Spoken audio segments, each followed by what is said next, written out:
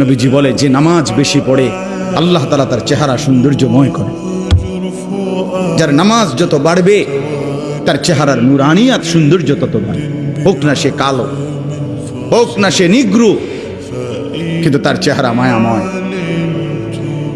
বেলাল তো ছিল কালো, আল্লাহ তাআলার কাছে দামি। আবু লাহাব তো ছিল শুধু সুন্দর না, সুন্দরের আব্বা, সুন্দরের আব্বা।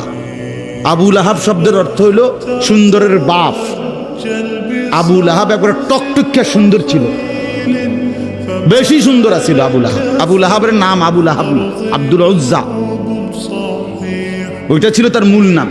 আর আবু লাহাব তার উপাধি, মানে এত বেশি সুন্দর ছিল, টকটকে সুন্দর। অথচ সে আল্লাহ তাআলার কাছে কি পরিমাণ ঘৃণিত। কি ভাই, বেলাল কি পরিমাণ প্রিয়।